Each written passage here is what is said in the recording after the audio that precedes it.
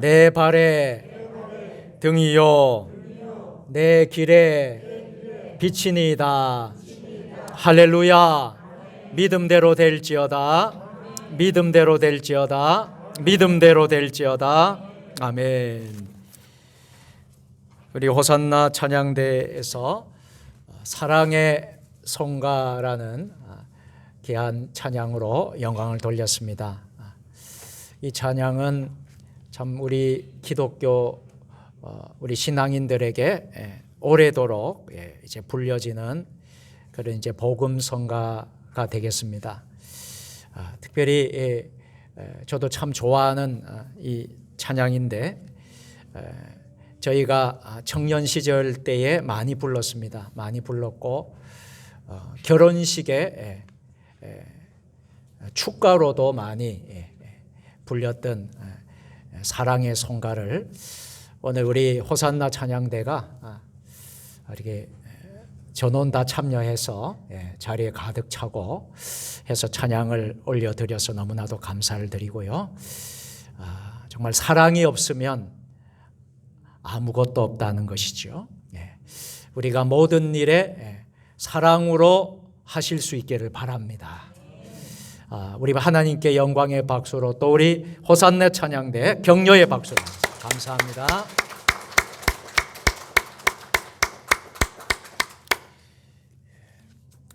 오늘은 교회력의 시작인 대림절 첫 번째 주일이 되겠습니다.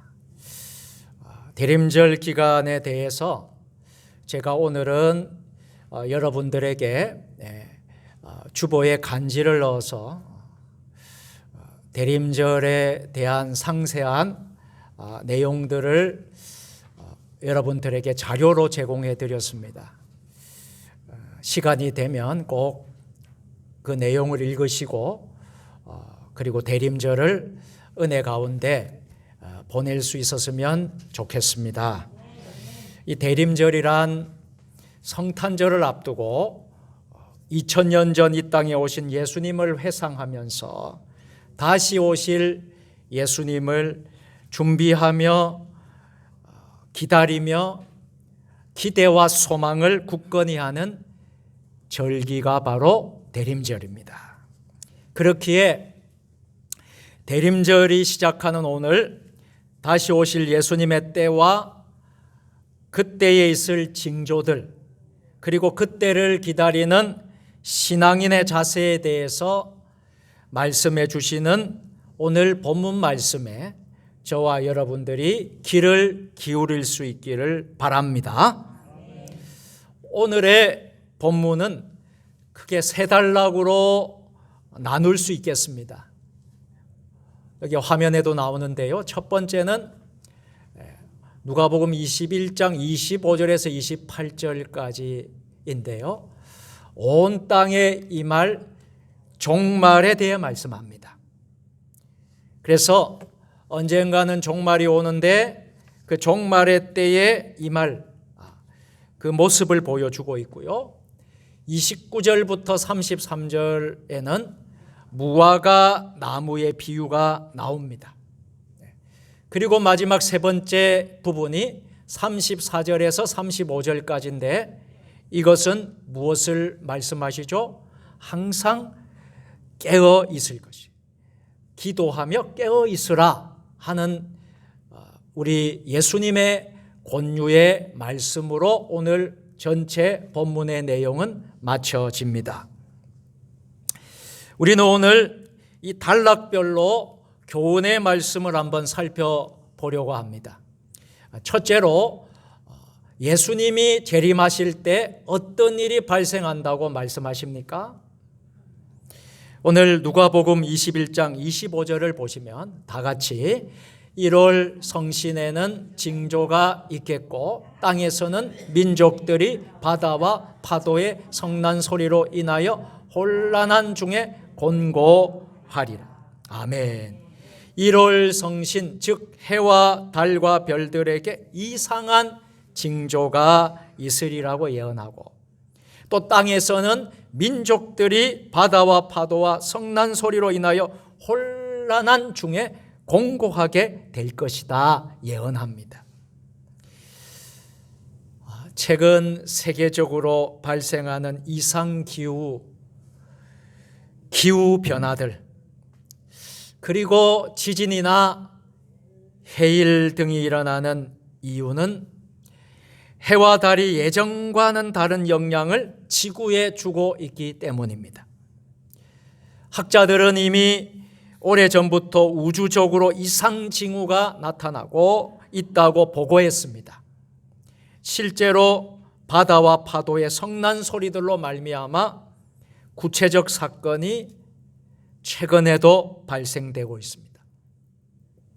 지난 2010년도에 인도네시아에 큰 쓰나미가 일어나서 약 300명이 이상이 죽거나 실종이 되었고, 2011년에 일본에서 쓰나미가 또 일어나서 원자력 발전소가 파괴되는 일이 일어났습니다. 여러분, 많은 이상기후 그리고 또 지진과 해일, 쓰나미 등으로 최근에 여러 일들이 발생되고 있습니다. 누가복음 21장 26절에서 사람들이 세상에 임할 일을 생각하고 무서워함으로 기절하리니 이는 하늘의 권능들이 흔들리겠습니다. 이 세상에서 임할 일을 생각만 해도 사람들이 너무 무서워서 기절할 것이라고 표현하고 있어요. 그 상황이 얼마나 끔찍한지를 잘 말해주고 있습니다. 27절 말씀 한번 같이 읽으실까요? 그때에 사람들이 인자가 구름을 타고 능력과 큰 영광으로 오는 것을 보리라. 아멘. 비로소 예수님의 재림이, 인자의 재림이 나타나고 있습니다. 공개적으로 구름을 타고 능력과 영광 중에 오신다 말씀하십니다. 예수님의 재림을 모든 사람이 볼 수 있는 공개적인 재림이라고 분명히 밝혀주고 있습니다. 그 구절만 보아도 요즘 과거 지금까지 자신이 재림주라고 말하는 이단들이 얼마나 많은지 몰라요. 우리가 살고 있는 이 세종시에도 이단들이 참 많습니다. 우리 농어민센터 옆에 여호와의 증인이 있고요. 또 조치원에 가면요, 통일교 가정교회라고 이름을 간판하는 통일교회가 있고요. 또 구원파라는 또 교회가 있습니다. 또 신천지가 또 있습니다. 그리고 도원초등학교 옆에 하나님의 교회라는 또 이단 교회가 있습니다. 그런데 다 자신이 재림주라고 말하는 거예요. 이런 자들은 다 비성경적인 것임을 여러분 꼭 기억하시기를 바랍니다. 28절 말씀에 아주 중요한 말씀을 하시는데요. 28절 말씀 같이 읽어보겠습니다. 이런 일이 되기를 시작하거든 일어나 머리를 들라 너희 속량이 가까웠느니라 하시더라. 아멘. 이런 일이 되기를 시작하거든 일어나 머리를 높이 들라. 왜 그렇습니까? 너희 속량이 가까웠느니라. 이는 그날이 곧 구원의 날이 되기 때문입니다. 우리에게는 구원의 날이 되는 것이에요. 그러나 하나님을 영접하지 않고 주님을 영접하지 않는 모든 자들에게는 심판의 날이 될 것입니다. 이로써 알 수 있는 사실은 인자의 오심이 성취되는 마지막 때에 사람들에게 나타날 최종 결과는 두 가지라는 거예요. 하나는 무엇입니까? 기다림의 때를 적절히 보내지 못한 사람들은 세상에 닥칠 일을 두려워합니다. 조마조마 기다리다가 혼이 나가 버릴 것입니다. 그러나 박해를 잘 견뎌내고 예수님의 기다림의 때를 잘 살라낸 사람들에게는 마지막 심판의 때는 오히려 죄에서 모두 완전히 풀려났어. 구원을 얻는 때가 될 것이라는 사실입니다. 사랑하는 여러분, 종말의 때에 무서워하고 두려워하는 것은 우리 그리스도인의 바른 자세가 아닙니다. 오히려 종말의 징조가 보인다면 구원받은 성도들은 일어나 머리를 들라, 일어나 머리를 들어야 하겠습니다. 즉 숨지 말고 오히려 담대하라는 것입니다. 왜냐하면 예수님의 재림의 날이 우리에게는 구원의 날이 되기 때문이죠. 축제의 날이 때문입니다. 우리가 나팔 불 때 우리는 어떻게 돼요? 하늘나라로 들림을 받는 거예요. 주의 천사가 영접을 하고 우리가 하나님 나라에 가게 되는 줄 믿습니다. 하나님 나라 이름에 생명책에 기록된 줄로 믿습니다. 왜냐하면 예수님의 재림의 날이 우리에게는 바로 구원과 축제의 날이라는 거예요.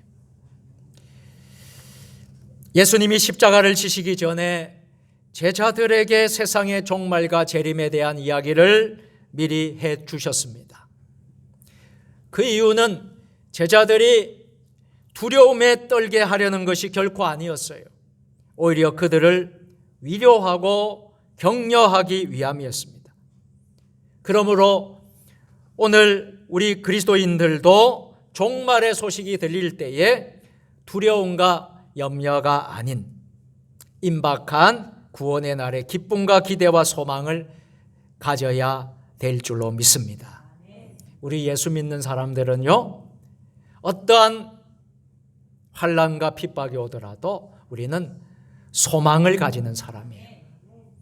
하늘 소망, 천국 소망을 가지는 사람이에요.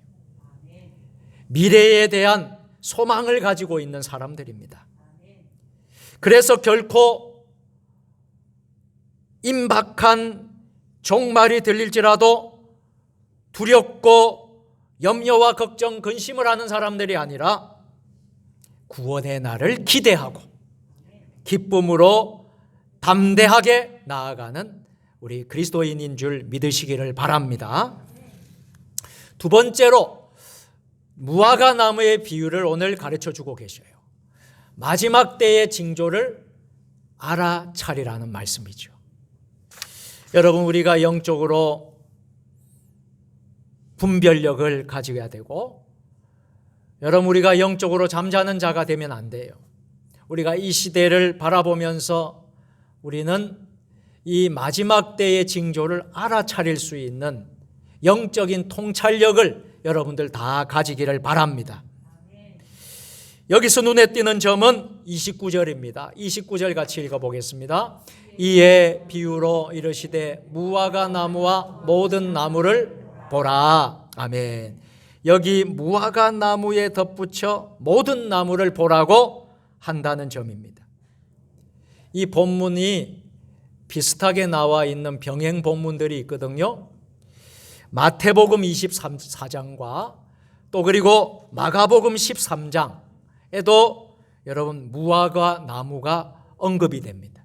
그런데 이 병행 본문인 마태복음 24장과 마가복음 13장은 무화과 나무만 언급되고 있어요. 그런데 누가복음에는 그렇지 않지요. 누가복음만이 갖는 특징이 있다는 거예요. 여기에는 누가복음을 기록한 저자 누가의 의도가 담겨 있습니다. 누가복음은요, 그 대상이 이방인들을 위한 대상이라는 거예요. 그렇기에 무화과 나무는 이스라엘을 상징하는 의미가 있거든요. 이스라엘을 상징하는 무화과 나무만을 언급하지 않고 무화과 나무를 잘 모르는 이방인들도 이 비유의 말씀을 자연스럽게 읽을 수 있도록 기록한 것으로 이해해야 하겠습니다. 이 무화과 나무와 모든 나무의 비유가 말하고자 하는 핵심이 무엇입니까? 새싹이 나면 그 싹을 보고 여름이 가까워짐을 알 수 있는 것처럼 이 같은 일이 일어나거든 이제 곧 하나님의 나라가 가까이 온 줄을 알라는 것입니다. 여기서 이 같은 일이라는 것은 하나는 이스라엘 예루살렘에 대한 멸망을 말하는 것이고 또 하나는 뭐예요? 다시 오실 재림주로 오실 예수님에 관한 재림에 대한 예언이라 할 수 있겠습니다. 누가복음이 기록된 연대는요, 대체로 기원 후 85년경이라고 추정합니다. 그렇다면 누가복음의 독자 입장에서는 예루살렘의 멸망은 이미 일어난 일에 해당됩니다. 그렇기에 우리가 이 본문을 읽으면서 쉽게 이해가 되지 않고 마음이 불편한 것은 예루살렘의 멸망과 예수님의 재림이 같은 시기에 일어나는 것처럼 본문에 기록되어 있기 때문이죠.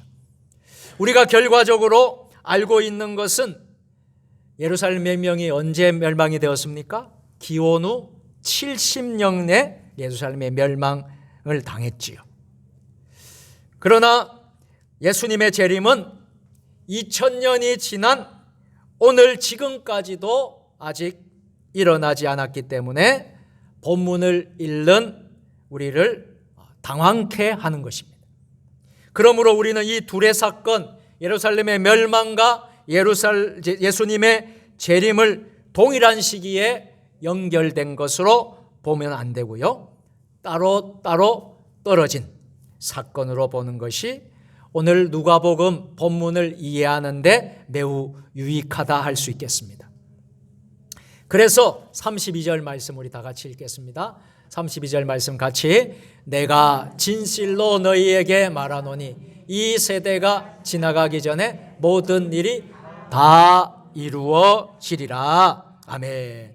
이 말씀은요, 기원 후 70년의 역사적으로 일어나 예루살렘 멸망 사건을 두고 예수님께서 하신 말씀입니다. 그렇다면 이 예수님의 재림은 어디와 연결지어서 말씀을 하면 좋을까요? 다음에 나오는 단락이죠. 이 다음에 나오는 단락 34절과 35절의 말씀과 연결지어서 해석되어야 합니다. 자, 세 번째로 그래서 재림의 때를 준비하는 자세입니다. 여러분, 우리가 다시 오실 우리 예수님을 맞이하기 위해서 대림절을 우리가 지키게 될 것입니다. 또 2000년 전에 이 땅에 오실 예수님, 아기 예수님을 준비하며 기다리는 대림절을 우리가 지키게 됩니다. 이렇게 우리는 재림의 때를 준비하는 자세가 중요한데요. 오늘 누가복음 21장 34절 하반절을 보면요, 그날이 덕과 같이 너희에게 임하리라 말씀하고 있어요. 여기서 그날은 무엇입니까? 예수님의 재림을 가리키지요. 이 땅의 종말을 가리키는 말씀입니다. 34절과 35절 말씀을 보면 예수님의 재림에 대한 두 가지 성격이 언급되어 있어요. 하나는 예수님의 재림의 날은 뜻밖의 예상하지 못한 시기에 무엇과 같이? 덕과 같이 임한다라는 것이죠. 여러분, 덕과 같이 임한다는 의미는 누가복음 12장 39절 40절에 나오는 이 표현과 같습니다. 마치 도적과 같이 임한다라는 것이죠. 대비하지 않고 집에 도둑이 예고 없이 침입해서 큰 피해를 입히는 것과 같이 덫이라고 하는 것도 예기치 않는 시간과 장소에서 짐승들을 덮쳐서 생명까지 빼앗아가는 용도로 사용되고 있는 것입니다. 이와 같이 예수님의 재림의 날은 덫이 짐승을 덮치는 것과 같이 준비되지 않는 자에게 엄중한 심판을 가져다 준다는 것을 의미합니다. 또 다른 재림의 성격은 공개적으로 전체적으로 임한다는 것이죠. 자, 35절 말씀에 보면 이 날은 온 지구상에 거하는 모든 사람에게 임하니라. 한번 따라서 모든 사람에게.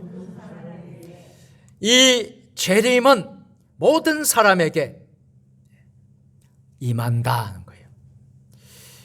다시 누가복음 21장 34절을 보겠습니다. 너희는 스스로 조심하라. 그렇지 아니하면 방탕함과 술취함과 생활의 염려로 마음이 둔하여지고 뜻밖의 그날이 덕과 같이 너희에게 임하리라. 아멘. 그래서 우리 성도들은 어떤 자세를 가져야 할까요? 예수님의 재림을 어떻게 기다려야 한다고 우리 주님께서 오늘 말씀하십니까? 방탕하지 말라는 거예요. 술 취하지 말라는 거예요. 생활에 염려를 하지 말라는 것입니다. 이 세 가지에 빠져서 우리의 마음이 둔해지지 말라고 한다는 경고의 말씀이에요. 여기서 언급되고 있는 방탕함, 술 취함, 생활의 염려는 사실 따로따로 떼어진 것이 아니라 하나로 묶여 있는 것이라고 해도 틀리지 않습니다. 서로 연결되어져 있습니다. 세상 염려에 빠지면요, 사람들이 술을 취하게 돼요. 그러면 술을 취하게 되면요, 방탕한 삶에 빠지게 되고요. 그래서 최종적으로 마음이 둔해지고 영적으로 둔해지는 것입니다. 이렇게 마음이 둔해지고 영적으로 둔해지면 결국은 이 시대를 분별할 수 없게 되는 것이지요. 예수님의 재림을 앞둔 종말의 시기임에도 불구하고 예수님의 오심을 전혀 감지하지 못합니다. 영적 무감각에서 빠져나오지 못합니다. 결국에는 덫에 걸려서 엄중한 심판을 맞이할 수밖에 없다는 것입니다. 그렇기에 우리는 어떻게 해야 한다고 말씀하십니까? 그래서 오늘 누가복음 21장 36절 하반절이에요. 같이 하실까요? 항상 기도하라, 깨어있으라 하시니라. 아멘. 다시 따라서 해볼게요. 항상 기도하라, 항상 깨어있으라. 그래서 오늘 우리 주님이 이 시대에 우리에게 말씀을 하셔요. 기도를 통해서 예수님과 관계를 가지시기를 바랍니다. 영적으로 잠들지 않도록 항상 깨어있기를 축원합니다.